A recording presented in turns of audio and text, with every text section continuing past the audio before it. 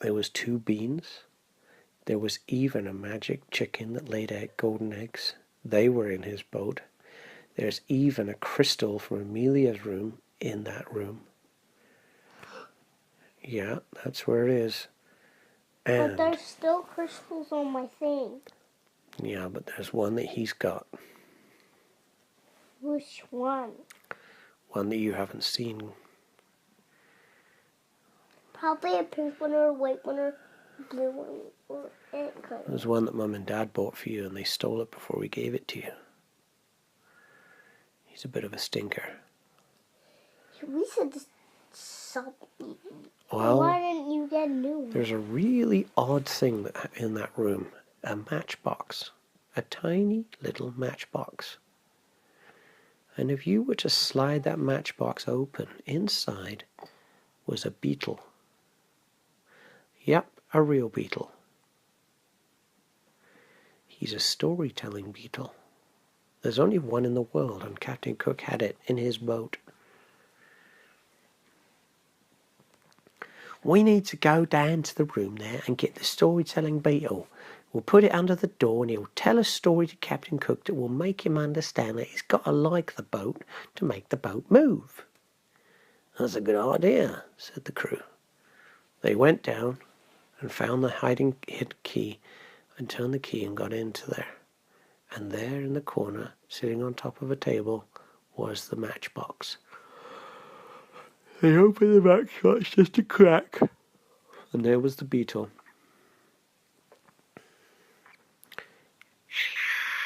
Hello, said the beetle in a very high-pitched voice. We need you to tell the captain a story that's going to make him understand he's got to be nice to the Black Pearl. And then we'll get wind, and then we can keep on chasing the Phantom. Okay.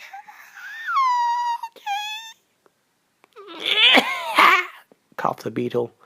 He had something in his throat that made him talk high.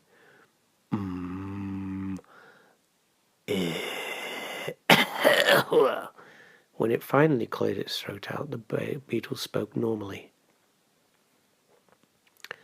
Okay, I can do that. I'm a storytelling beetle. There's only one in the world like me, and I tell stories that will make your hair stand on end. I will tell stories that, well, will absolutely rock your world, if you know what I mean. Perfect! They grab the beetle, they take him up to the captain's chambers, and stick him under the door. The beetle crawls across the floor and stands up on the coffee table next to where Captain Cook was sitting, staring out at the water, feeling sorry for himself. Hey, said the beetle. Who said that? Me.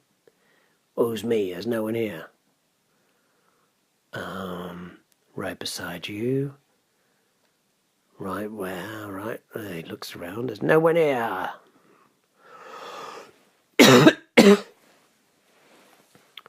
You are silly, aren't you? I'm right here on the coffee table looking at you, talking to you. Captain Cook looked around and looked on the coffee table, and then he saw a beetle. Oh, you're that storytelling beetle we stole from the great Prince Caspian. I remember, said Captain Cook. Yes, that's me.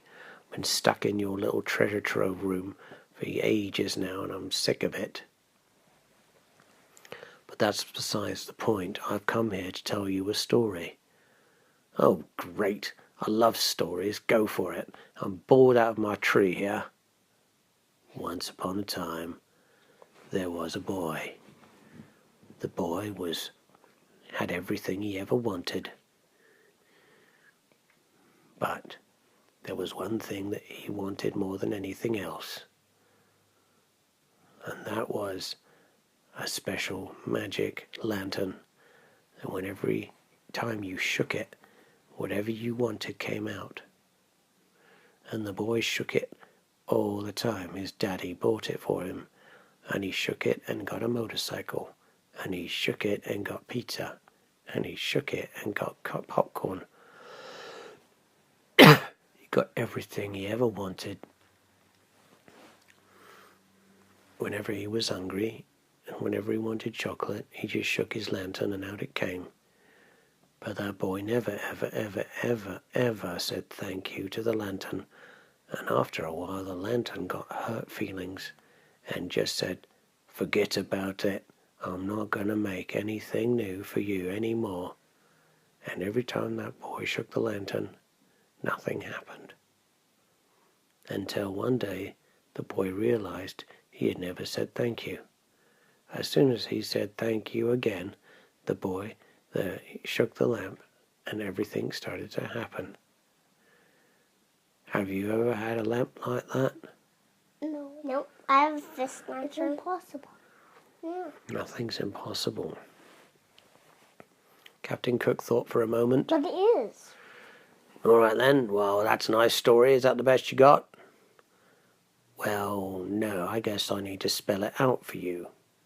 Because you're not really very smart, are you, Captain Cook, today? Because you probably need some water.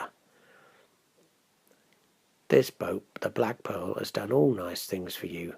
And all you can do is get mad at it.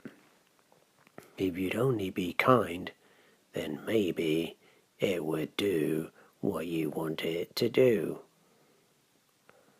Captain Cook thought for a moment. When he looked down, the beetle was gone. Do you know where it had gone? No. It didn't go back to the crew. He escaped. He's like, I'm not going back in there anymore. You can forget that. I am out of here.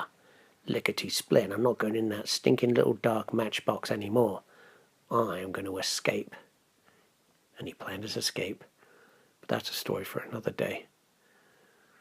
Well, Captain Cook suddenly realized that he had been kind of mean to the Black Pearl. So he started talking nicely to it. I'm sorry. I'm sorry that I talked mean to you, and I'm sorry that I've been so a drag, and I'm sorry that I've been beating you with a stick and not saying anything nice, and I'm sorry that I wanted to go into the Phantom instead of you, and I let you drown to the bottom of the sea, and I realize that I'm just a silly old sailor. And every time he said sorry, the wind blew stronger and stronger, and the more he said sorry, the more the wind rose, and then it was enough to fill the sails and move the boat, and the captain and the crew started to cheer. Keep going, Captain. Say nice things to the Black Pearl. You're amazing, Black Pearl. You be the best boat ever, and I don't think I'll ever want to be in the Phantom. Well, maybe, but I'm not sure, because you're pretty good. And on he went, until the boat started sailing through the waves, cutting through like a hot knife through butter. They were on their way. But the Phantom had gotten a long way in front of them. It might take a while to catch them. And who knows what other adventures would happen along the way. But that's a story for another day.